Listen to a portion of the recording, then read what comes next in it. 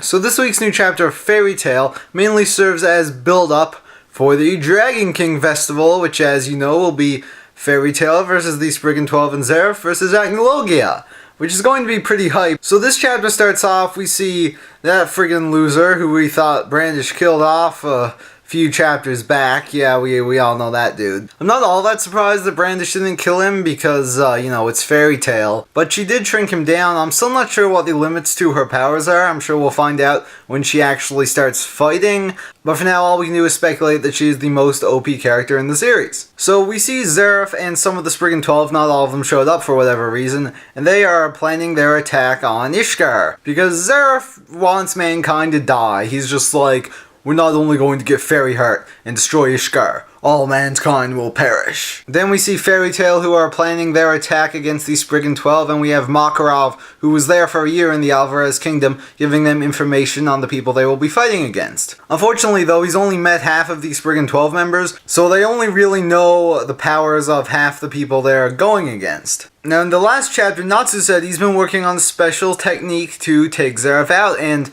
we still don't really know what that is, because Natsu wants to be a douche and keep it a secret from everyone. But he seems very confident that it will take down Zeref, and he says he can only use it once, which is a bit suspicious. I'm not quite sure what the reason behind that is. At first I was thinking maybe it's one of those attacks that will use up so much energy that he may never be able to use magic again, or maybe it will kill him. However, we also see that Happy knows what this is, and Happy seemed pretty cheerful, and I doubt he would be that way if he knew that Natsu was going to die or lose all of his magic anytime soon. Anyway, so Makarov's telling them about everyone, and when he gets to August, the Magic King, he gets kinda scared, because he said that this guy may be even more powerful than Zeref. That's kinda nuts. I mean, Zeref just friggin' kills everyone, and you trying to tell me this guy's more powerful? Like, really? We also get to see God Serena again. Interesting seeing after him after all the theories going around about him being Yuri. I think if he is Yuri, one of the reasons Yuri may have become evil is that,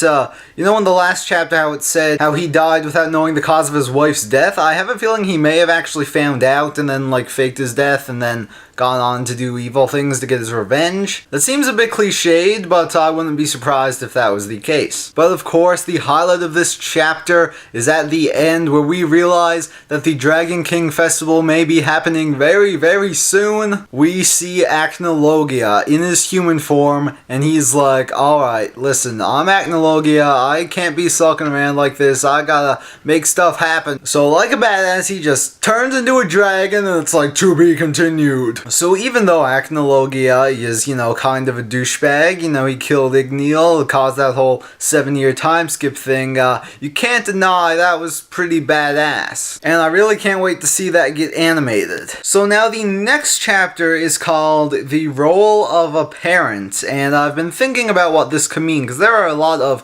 parents in Fairy Tail. I mean, you know, Makarov and Yuri and Malkow and whatnot, but, you know, I was thinking, I'm like, you know, there's one dude we haven't seen in a while, and that's Gildarts. He is, of course, Khan's father. I don't know if this is referring to him or not, but I do feel it's time for Gildarts to come back. Because as Mavis said, they will need everyone from the guild to participate in this battle if they are going to win. And of course, Gildarts is a part of the guild, and I doubt he would miss it just because he's going off on some quest. I mean, right now they're talking about the fate of the world. So I have a feeling that if not in the next chapter, Gildarts will be making an appearance very soon. So those are my thoughts on this week's chapter of Fairy Tail. A bit brief, but like I said, it was more build up and not many too major things happened. I'm really excited to see how this battle is going to begin, where it's going to start, what's going to happen, and I'm very curious to see what tricks Natsu has up his sleeve. So with that, thank you guys so much for watching, and I'll see you next week for another Fairy Tail review.